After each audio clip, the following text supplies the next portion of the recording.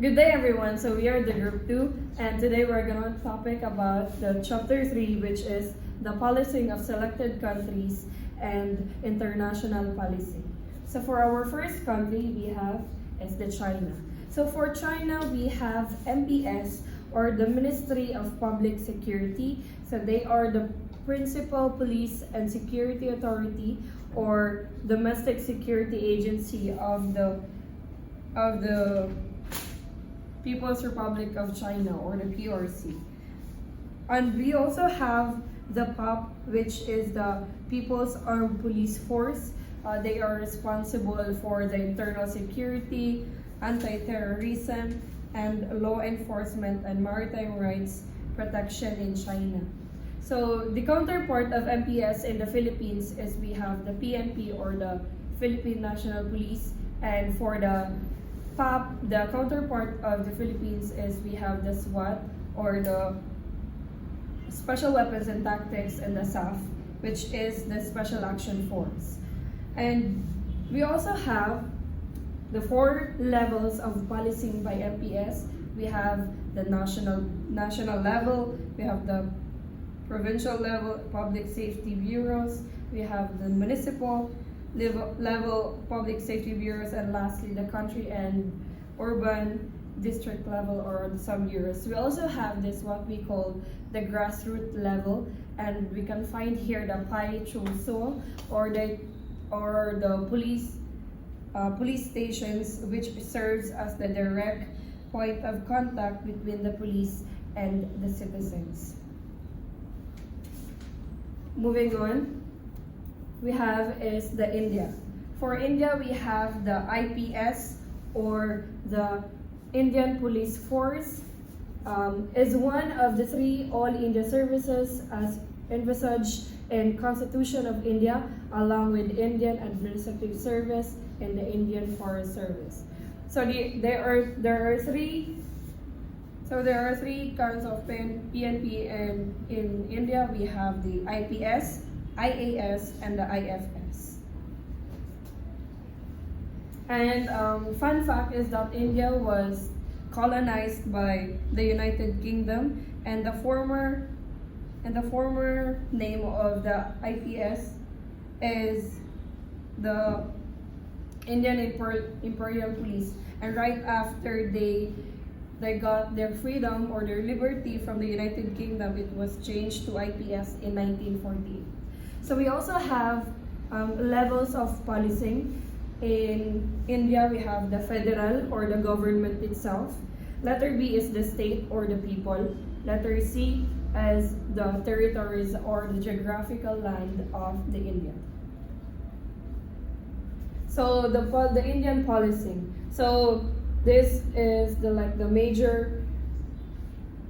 major responsibilities, functions, and duties of the IPS. Most preventive police work is carried out by constables assigned to police stations, depending on the number of stations. A district may be subdivided and further divided into police circles to facilitate supervisions by district headquarters. Police forces are divided into civil rights, which is the unarmed, and the armed contingents, or the state armed police force. So they also have the civil police and the state armed police force. Moving on, we have the third country, which is the Japan. The Japan, we have the NPA, which is the National Police Force Agency, and they are responsible for the police system in Japan. So it's the counterpart of the PNP again, and it is administered by the agency that is called the National Public Safety of Commission, which is the NPSC in Japan.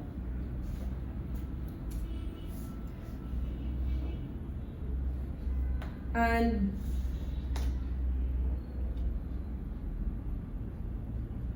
the NPA is we have the head of NPA, which is called the Commissioner General, or the NPA General, or the NPA Commissioner General, which was approved by the Prime Minister of Japan and appointed by the by the NPSC or the National Public Safety Commission.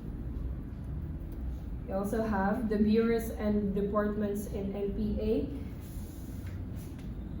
Bureaus and departments of NPA. So we have 5 bureaus and departments of NPA. We have the internal bureaus. We have the local branch bureaus and departments. So under the internal bureaus, we have the Community Safety Bureau. We also have the Criminal Affairs Bureau, the Traffic Bureau, Security Bureau, and the Info Communications Bureau.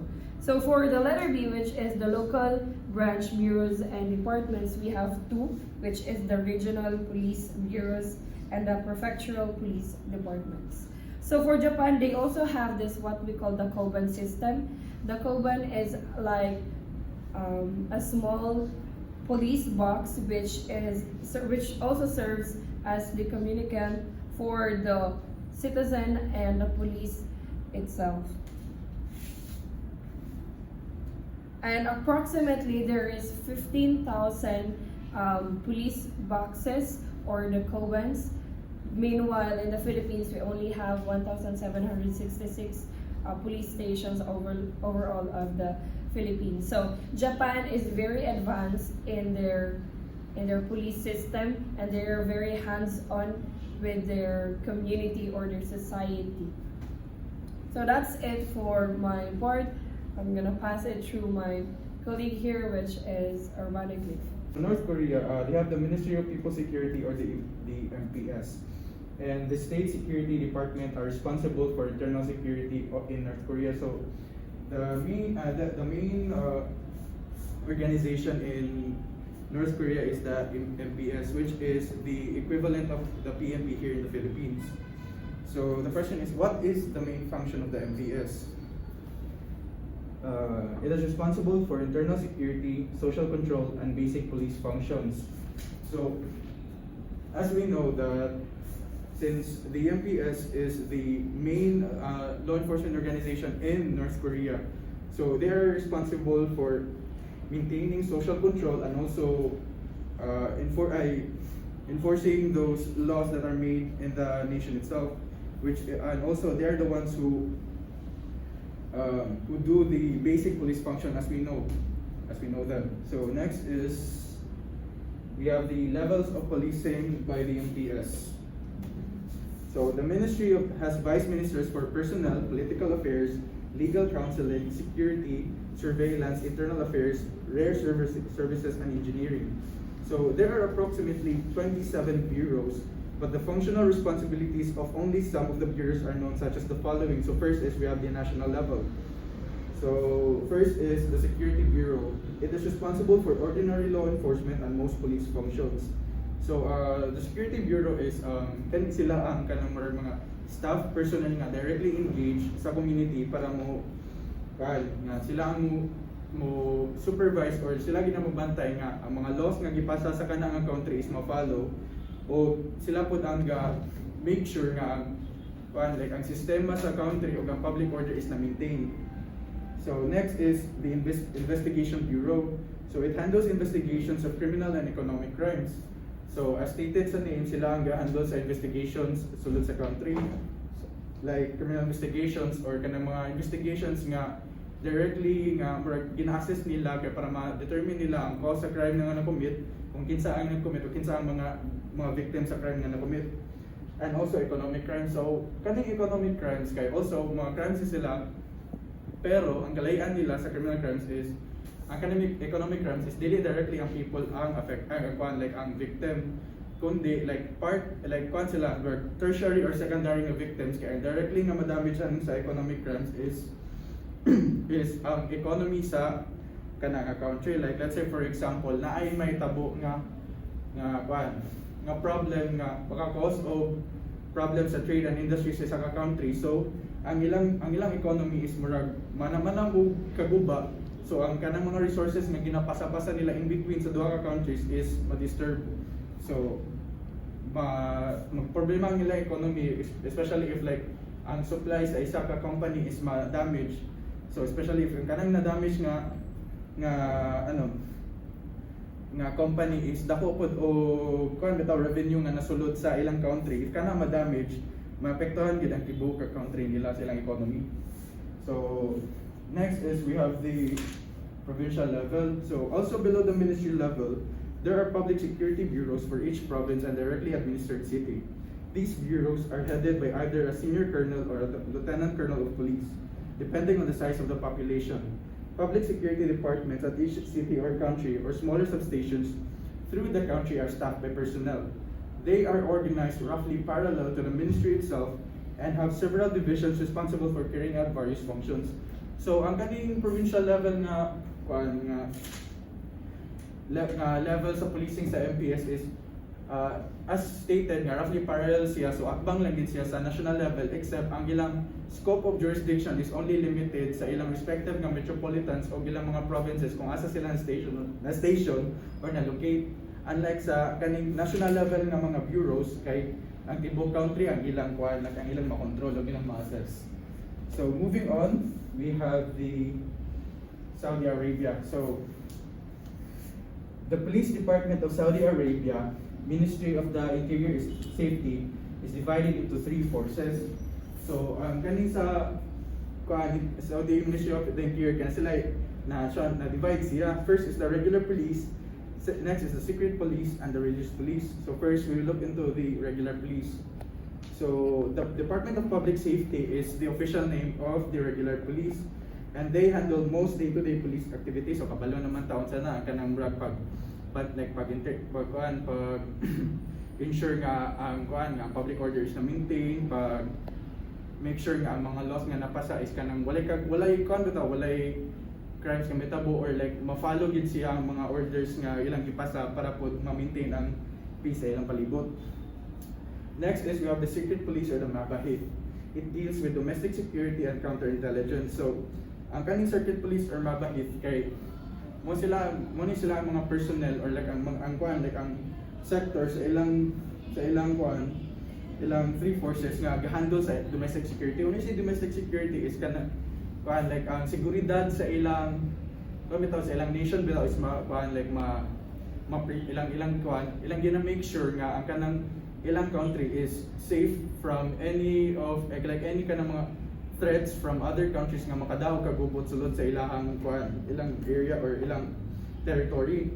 So ang ginabuhat sa secret police is if naman gani may tabo nga any crimes nga makapa-atake sa ilang domestic security is ilang ginahandle kay para ma-preserve nila ang peace within sa ilang country o ang seguridad po sa ilang country o sa ilang people is ma-preserve o walay danger nga may tabo. Next is the religious police. So it is a Saudi government religious authority charged with implementing the Islamic doctrine of Hizbah. It enforces Islamic codes of behavior.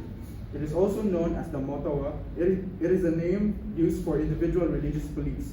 The Committee for the Promotion of Virtue and Prevention of Vice is the name of the police organization. Motawin refers to the person. The Motawa ensures that there is strict separation of sexes in the public, the business is closed at prayer time, pressure women to wear traditional dress, and in some areas, prevent them from driving cars. So ang kaning sa religious police is sila ang type of mga nga police organization nga ang ilang gina-enforce is dili ang law nga ginahimo sa government, kundi ang ilang gina-enforce is kaning ilang Islamic doctrine of Hizbah, code ni kabali sa ila sa Saudi Arabia. So ilang gina-make sure nga ang mga tao nga nasa under sa ilang government is wala bitaw ni gina-violate kay para sa ila kay importante kani sa ila kay mo ni sa religion nila. And so ang kaning ilang pong stated here nga the Motawa ensures that there is strict separation of sexes in the public. So if na sila makita nga for example, let's say na duha ka tao nga bayog laki makita nila lang sa public is ilag yung gina-sure nga ang kanang yun is dili gina nila mapasagdan bitaw kay para sa ila is dili siya normal nga makita ang bayog laki, especially if not related in public na setting, that business is closed at prayer time. So mura gina-ensure nga ang prayer time ug business time is dili gid sila mag-ilog kay lahi man na sila, especially kay dako kay sila importansya sa ilang religion. So If prayer time, pag business time. And pressure women to wear traditional dress. So, parang good sa ila, guys, ang lawas sa, like, let's say, ang lawas sa babae is kanang sacred. Para sila kay dako gil nag-value bitaw, so ilang gina-pressure ang women nga mag-wear traditional dress kay para lagi sacred man ang lawas nimo as babae, so dapat imo na ginatago, din mo lang simple bitaw saya-saya lang imong gina-show off kay lagi imo dapat gina-treat as temple imong lawas since babae ka. Tapos in some areas prevent them from driving cars, so often accompanied by a police escort, the motawa could order the detention and arrest of violators. However, on 13th of April 2016, a new regulation issued by the Saudi cabinet stripped the motawa of their authority for pursuit, capture, interrogation, or detainment of suspects, instead requiring them to report suspected crimes to the regular police. So before napasan yung regulation on 13th of April of 2016, kaya kani mga motawa, kay pwede ni sila mudakop, if na sila makita nga violator sa ilang Islamic code. So if na sila makita nga, let's say for example, ni-violate aning kaning pag prayer time is wala na businesses nga wala pa nag-close, so pwede na nila dakpon ilang dakpon o ilang interrogate nga nung wala pa kananira nga time naman sa prayer. So pero after sa pagpasa sa regulation is gitanggal na sila, gi-strip bitaw sa ila, pwede gyapon sila mo like pag na sila makita nga violator, instead of sila ang mudakop, ila nang i-report sa regular police kay lagi after na pasa ang regulation di na sila pwede mudakop kay gitanggal na sa ila nga power or authority. So if na sila makita nga violators, instead of silang mudakop, ilan na lang i-report, ang regular police na dayon ang handle. So next is the 5 areas of focus of the religious police. So we have here preserving Islam, preventing blackmail, combating sorcery, fighting human trafficking, and ensuring that no one disobeys their country's rulers. So moving on, now I will discuss Singapore. Law enforcement in Singapore comes under a number of law enforcement agencies led by the Singapore Police Force, or the SPF, as the national police agency. Assisting the police as a range of governmental and private sector organizations and companies that engage in specialized roles and allow the police to concentrate on their main policing roles. So, kaning sa Singapore kay marami sila, like mo sila national nga police agency sa Singapore. So, na yung mga different ranges or like mga private sector organizations nga ga-assist ani nila kay para dili bitaw like mabilin ang tanang responsibility or trabaho sa ilaha. So like ilang ginatabangan sila kay para if naamang gani mas importante pa or like katong mga main focus gid sa ilang trabaho is ano bitaw like mao ilang mafokusan. So na yung mga uban nga sectors or organizations kamo tapang sa ilaha. So we have the five broad areas of police work. So we have, first is frontline policing, next is counter and e-services, community engagement, investigation, and public security and order. So na-three figures sa libro, nakabutang sa history of frontline policing. Wala siya sa PPT but I will discuss. So the history of frontline policing. So community policing started in 1983 with the introduction of the neighborhood police post, or the NPP. NPP officers focused on basic policing duties such as house visits, foot and bicycle patrols, and community liaison work. So ang kaning mga officers sa NPP kasi sila ang like directly engaged sa community kay para ilang gina-visit or gina-make sure nga everything sulod ana nga balay is okay lang, wala problems nga ni-arise sulod ana nga household. And they also do foot and bicycle patrols, like magbaktas-baktas sila sa like sa mga dalan, especially gabi, or like ilan ang suroy magbike-bike sila kay para lang ma-sure nga wala di kagubot diya nga mahitabo, especially at night time. So ilang gina-secure bitaw nga wala gyud problems nga ni-arise. And community liaison work. So ang kaning house visits kay o kaning basta kay kung si community liaison work is mo ni mga trabaho nga ilang ginabuhat within the community kay para ma-ensure nga ang mga tao or like ang community itself is in order, walay problems nga ni arise or need nga kuan maka-cause bitaw og dako nga damage sulod sa community. So in 1997, the Neighborhood Police Center, the NPC system, was set up to offer a one-stop policing center for the community. NPC officers performed additional functions such as responding to 999 calls and on-scene investigations. So in 1997 kay nabuo ning NPC or kaning Neighborhood Police Center. So ang kani pong mga officers sulod sa NPC kay nag-apil gapon sa ilang trabaho ang kaning sa police post nila sa NPP. Pero ang kaning sa NPC is kaning mas gipalawak pa bitaw nila, mas gipadako pa nila ang ilang trabahoon. Like para sa ni magkuan like respond to 999 calls kaya ang ilang emergency number dito is 999, which is like in comparison sa ato others sa Philippines is 911. So announcing investigations if like mahitabo nga problema like ongoing pa siya, pwede silang mo respond dito. Other than pwede na silang respond other than kanang magwater bitaw sila nga clean up na lang or like humana ang investigation or unsa man gani ayaw sila makaadto kay lagi dili man ila ang di man ila ang main nga trabaho. So community liaison work was also expanded to working with community partners on community safety and security programs. So ang kaning community liaison work, as I said earlier nga, mo ni sila ang kanang mga trabaho nga ilang gibuhat sa community kay para ma-ensure nga ang like ma-preserve nila ang like ang maintain nila ang order sa community o walay problems nga makapa-damage or makapa-challenge ani. So also makipagtrabaho na sila sa like makipag-partner na sila sa community itself kay para mag-produce sila mga security programs or mga community programs nga makapa-promote sa community safety para po sa community itself o sa mga tao sulod ani.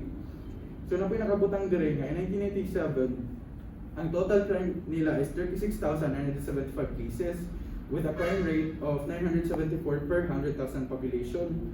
So, after 17 years, from 1987 to 2014, na sila yung total, ang ilang 36,000 crimes in 1987, nahimo na lang 32,315 cases with a crime rate of 591 per 100,000 population. So, after 17 years, makita gid diri nga na ang efficiency o effectivity sa kaning ilang ginabuhat ay like kaning pagbuhat nila ng frontline policing kay even though dili kayo ingon nga dako in general terms ang 39% pero ang istorya man ay magi-classify dire kay decrease in crime rate so dako naging siya impact and in only 17 years diri sa Philippines kay questionable po gyapon.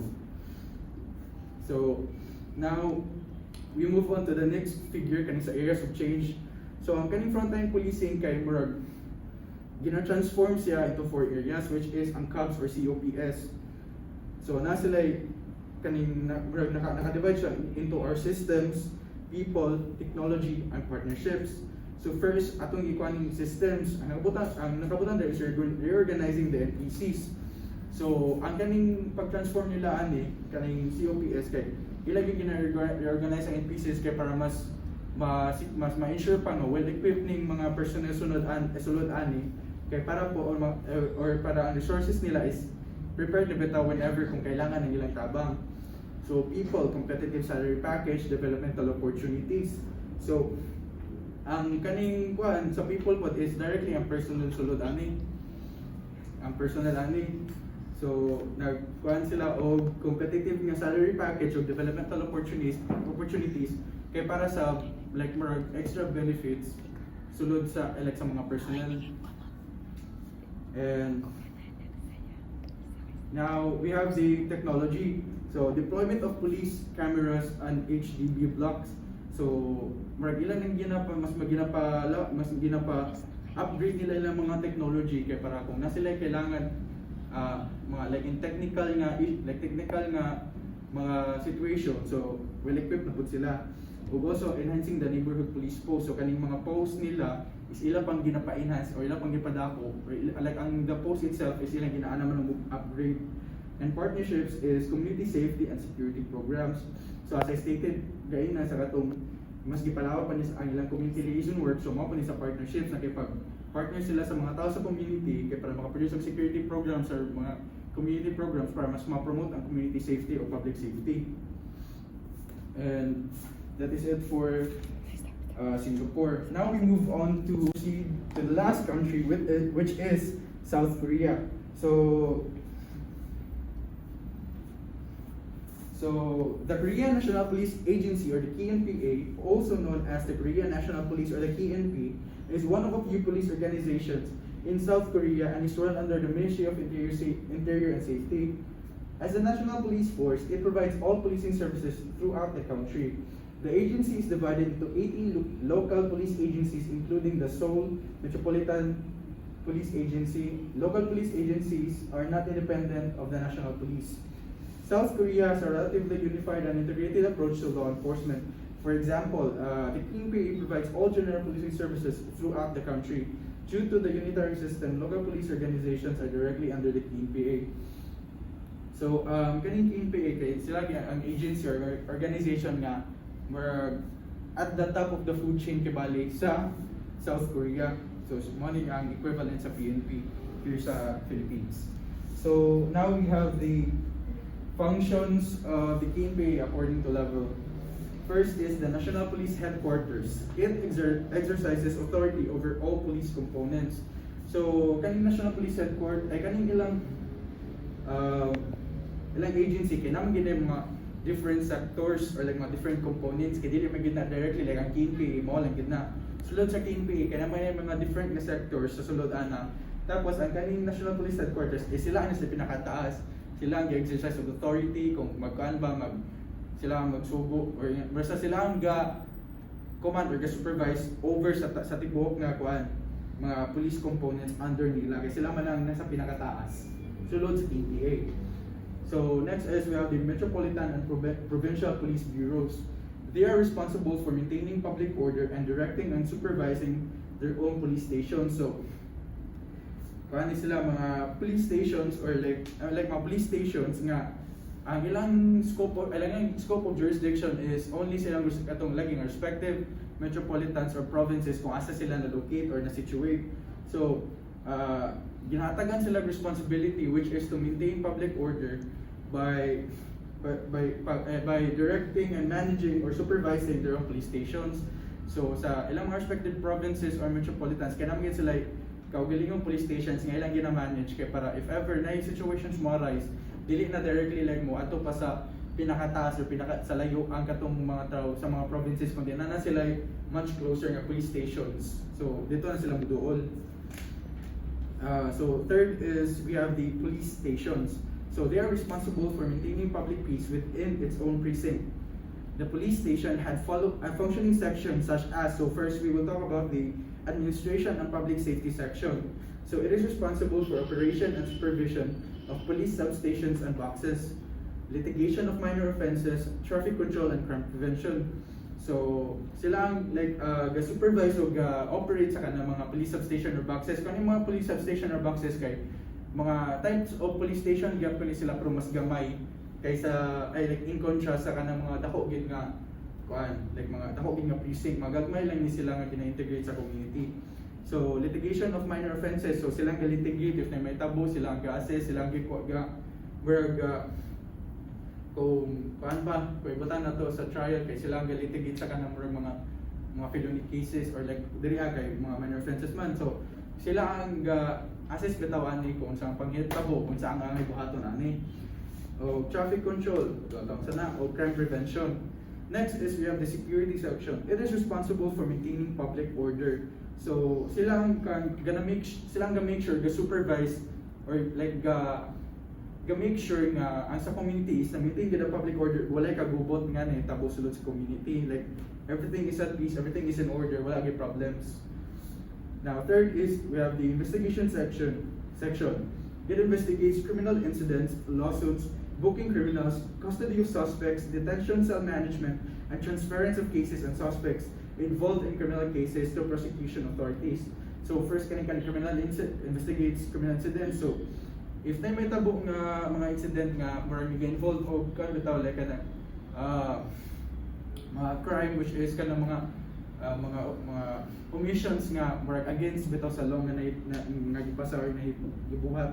So sila ang investigate ani kung yung sa nipagitabo nganong nitabo kinsa pud ang pasimuno ani na lawsuits. Kung let's say for example na police nga murag power trip or yung gi-abuse yung authority or power nya gi-violate ang imong rights as like for example gidakop ka without wala kay gibot or gidakop ka nya wala pa gid issue sa imong rights wa gid na wala gingon sa mo gidakop lagi ka gipusasan ka diretso.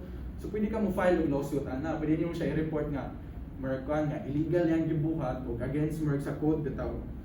Na violate po ang imong rights as a citizen or as civilian.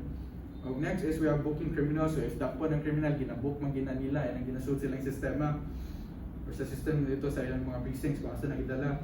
Custody of suspects. So if dakpo like custody of suspects so sila gagunit ani ilang gina-hold. Detention cell management. So if na sila gina-detain nga tao sa kay sila po nang ga-assess sa kanang sa ilang gina-manage bitaw nga cell, sila po nang gabantay ana kay para dili pod kayo magkagubot or magka po ba nga okay ra po ang sulod nila, dili po magkagubot. Tapos, ang transference of cases and suspects involved in criminal cases to prosecution authorities. So, before pa ma-prosecute ang tao, like, let's say kanang ang adlaw sa iyang pag-prosecute is wala pa niabot, so ginagunitan pa rin sila sa investigation section. But when maabot ang adlaw for prosecution, ang katong mga evidences, files, or complaints, or mga anything nga related sa criminal case, o ang tao itself is ilan na rin ipasa dito, sila na bahala lang like, ang tao ilan na ihatod dito sa ilan na handang for prosecution o ang katong mga files nga gina-request nga ilang gigulitan kaya ilan na pong ipasa dito sa prosecution authorities. And next is we have the criminal section. It is responsible for crime prevention. So kabalata nga sila ang help nga ma-prevent ang crime o ma-deter ang crime sa ilang palibot. And next is we have the counter-espionage section. It performs activities designed to prevent or thwart spying by enemies. So, when we say espionage, kaya mo magiging siyang ginabuhat by one entity or like a government kaya para mo take og information sulod anang country or like isa ka like organization. So, ang kaning counter-espionage section is ang ilang ginubuhat or ilang gina-focus is ang pag-counter bitaw ani kay namang cases like let's say for example there's an ongoing war or in there I call it ongoing like dispute against these two countries. Tapos ang kaning plano ng isa ka na-spy ning isa ka country nga nisulod ani nga country. So ang katong mga plans nga gina-prepare ani ni country A is na-reveal sa country B. So pwede ni buhaton ni country B nga ang iyang first nga plano is iya na pong ipaag iyang i-counter tong naplanohan ni country A since nakabalaw siya nga ni dahil ang buhaton. So pwede na ko kani lang po ng buhaton kaya para ang unsa yang gibuhat is more ma-counter bitaw nako. So ilang gina-take advantage tong information nga ilang makuha. So ilang or let's say konpod na po information nga pwede maka-cause og collapse sa government. Let's say ilang gina-blackmail. So gina-make sure sa counter-espionage section nga dili ni metabo nga walay spying or walay like counter-intelligence nga may tabo sulod sa ilang government or sa ilang country itself. Tapos we have the intelligence section. So it is responsible for collection of intelligence and information. So if the information nga mosulod sa ilang country or like sa ilang mga police station itself kay ang kaning intelligence section kay sila apod ang ga-handle like sila ang ga-receive and if naapoy information nga kailangan i-relay sila po nang ga-disseminate. So, however, in police substations or police box, took preliminary actions in armed criminal incidents, civic services, and accidents. So, wala na siya sa PPT, pero na lang po include kay last naman po. What is police box under KNPA policing perspective? So, police boxes were South Korean equivalent of cop on the beat. They provided direct contact between the people and the police. Police box personnel were supposed to know their areas and people who lived and worked in them. So, ang kaning like ang mga tao, ang mga personnel sulod sa police box or kaning mga gagmay nga police stations nga gina-integrate sa community kay suppose sila nga kay kamo may na station diha kaila mo o kabalo mo kung unsa ang sulod ani nga community o kinsa ang sulod ani mga community kung unsa sila nga pagtao o unsa ang mga trabaho or like any information sulod ay sa mga tao nga under sa imong jurisdiction. Police boxes were commanded by lieutenants or sergeants and had reaction vehicles available on a 24-hour basis. So, andam sila mo respond anytime kanan sa reaction vehicles if ever na situations mo arise. Pwede ito pa kay para andam to 24/7 ay 24-hour basis. So, tibok adlaw siya ready. So, last is what is the model of policing used by the KNPA? So, as like as stated before, permitted yun ma-mention nga ang kaning ilang mga ilang mga law enforcement is permitted yun like involved sa community, permitted yun sila murag integrated gud ang ilang mga activities o ilang mga like mga activities or like mga responsibilities ilang yung gina-appeal ang community itself. So with that being said, it can be identified nga the type of model of policing na ginagamit sa PNPA is community policing. And that is all for our report on chapter 3, lesson 1 up to the policing system of South Korea.